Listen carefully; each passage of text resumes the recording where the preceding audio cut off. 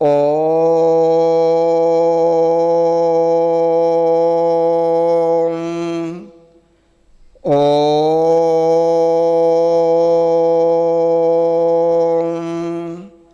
ఓం నమో విశ్వస్వరూపాయ నమో తేజస్వరూపిణే ప్రేమానందయతీంద్రాయ గురుదేవాయ తే నమః.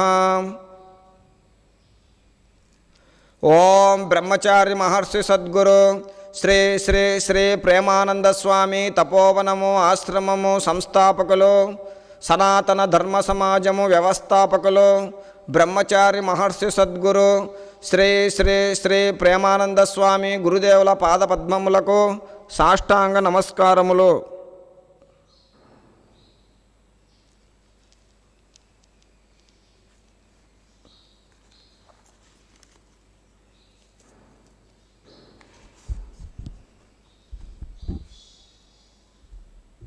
మాఘపురాణము 19వ అధ్యాయము. మాఘమాస ఏకాదశి మాహాత్మ్యము. మాసములన్నింటిలోనూ మాఘమాసము అత్యంత పుణ్యదాయకమైనది. మాఘమాసములో నదీ స్నానము విశేష పుణ్యఫలితమునిచ్చును. నది లేనిచో ఏ నీటి తావు ఎందైనను స్నానమాచరించి శ్రీ మహావిష్ణువును భక్తి శ్రద్ధలతో పూజించినచో తాము చేసిన ఘోర పాపములన్నీ హరించుకపోవును. మాఘపురాణమును వినుట, మాఘమాస వ్రతం ఆచరించుట, విష్ణు పూజలు, సంకీర్తనలు, భజనలు, దాన ధర్మాలు మున్నగునవి చేసినచో ఆ శ్రీహరి సర్వదా మనులను కాపాడుటయేగాక విష్ణులోక ప్రాప్తిని కలుగజేయును. కావున సర్వులు మాఘమాస వ్రతం ఆచరించుట సర్వశ్రేయస్కరము. మాఘమాసములో శ్రీహరిని సేవించినచో ఇష్టకామ్య సిద్ధి కలుగును. ఆయురారోగ్య ఐశ్వర్య భోగభాగ్యములో సిద్ధించును. ఈ మాఘమాస వ్రతమాచరించుట వలన భక్తులు శ్రీహరి కృపకు పాత్రులై మోక్షప్రాప్తి నొందగలరనుట అక్షర సత్యము. ఇందు ఎంతటి సందేహము లేదు. పూర్వము అనంతుడనే బ్రాహ్మణుడు యమునా నదీ తీరమందలి ఒక అగ్రహారములో నివసించుచుండేవాడు. అతనికి పూర్వీకులు ఇచ్చిన వంశపారంపర్యముగా వచ్చు ఆస్తి అధికముగా సంక్రమించి ఐశ్వర్యవంతుడగుటచే అహంకారిగాను, మొండితనము, మూర్ఖత్వము గలవాడుగాను తయారయ్యాడు. విద్య అంతంత మాత్రమే గాని అబ్బింది. నిత్యము ఇంటి నుండి డబ్బు తీసుకుని దుష్టులతోనూ దుర్మార్గులతోనూ తిరుగుతూ జలాయిగా తయారయ్యాడు. చెడు అలవాట్లకు లోనయ్యాడు. తల్లిదండ్రుల హితబోధాలను వినక తన ఇష్టానుసారము సంచరించసాగాడు. ఏనాడు దైవచింతన చేసిన పాపాన పోలేదు. పాపభీతి అసలే లేదు. మందు, మగువ, పేకాట, జూదము మున్నగు సకల దుర్గుణాలు అలవడ్డాయి. ముసలివారైన తల్లిదండ్రులు మాత్రం ఎంతో చెప్పి చూశారు. అయినా ఏమి లాభం? వారి హితోబోధ చెవిటివాన ముందు శంఖం ఊదినట్లు అయ్యింది. కాలమే సమాధానం చెప్పుతుందని అందరూ సరిపెట్టుకున్నారు. ఇలా ఉండగా కొంతకాలానికి అతనికి జ్ఞానోపదేశం అవటం మొదలయ్యింది. దుర్గుణముల వల్ల రోగాల బారిన పడ్డాడు. స్నేహితులు సాయం చేయకపోవటంతో వారి పట్ల విసిగిపోయాడు. ఏనాడు దాన ధర్మాలు చేయలేదు.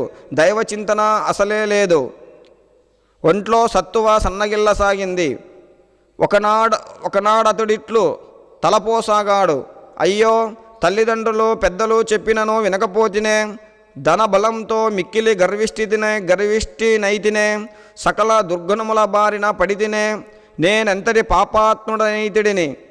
దైవచింతన చేయలేదు, దాన ధర్మాలు చేయలేదు, భగవంతుని పట్ల భక్తిని చూపలేదు. నాకిక మోక్షం ఎక్కడిది? పుణ్యకార్యములో ఒక్కటేనైనను చేయలేదు సరికదా. ఈ మాఘమాసం అత్యంత పుణ్యదాయకమైనదని నదీ స్నానము చేయమని తల్లిదండ్రులు చెప్పినను వినలేదు. నాకింకా నిష్కృతి లేదు. రేపటి నుంచైనా నది స్నానం ఆచరించి దాన ధర్మాలు చేసి శ్రీ మహావిష్ణువుకు పూజలు, భజనలు, సంకీర్తనలు చేయించాలి. మాఘమాస వ్రతం ఆచరించాలి. లేనిచో నాకు నికృష్టపు చావు తప్పదు అనుకుంటూ నిద్రాదేవి ఒడిలోనికి జారుకున్నాడు. ఆనాటి రాత్రి కొందరు దొంగలు అతని ఇంటిలో పడి సర్వం దోచుకుపోతుండగా ఆ అలికిడికి మెలకు వచ్చి దొంగలు దొంగలు అంటూ అరుస్తూ వారి వెంటపడ్డాడు. అలా తరుముతూ నదీ వంతెనపై వారితో పెనుగులాడుతూ దొంగతో సహా నదిలోనికి పడ్డాడు. ఒక్కడే ఎంతసేపు ఆ నీటిలో పోట్లాడగలడు? ఒక దొంగ అనంతుని తలపై కొట్టగా అబ్బా అంటూ మునిగాడు.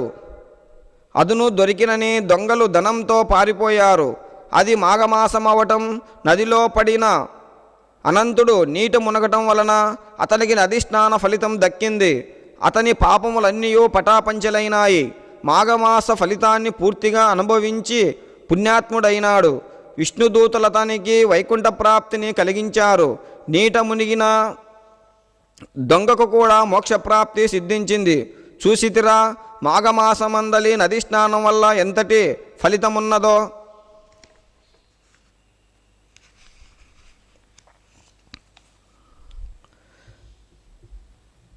మాఘపురాణము 19వ అధ్యాయము సమాప్తము.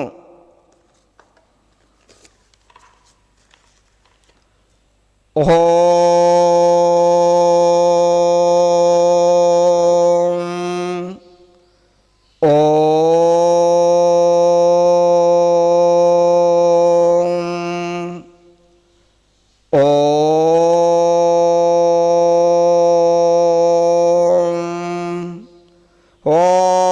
सहनाववतो सहनौ भुनक्तो सह वीर्यं करवावहै तेजस्विनावधीतमस्तु मा विद्विषावहै। ओम शांति शांति शांति।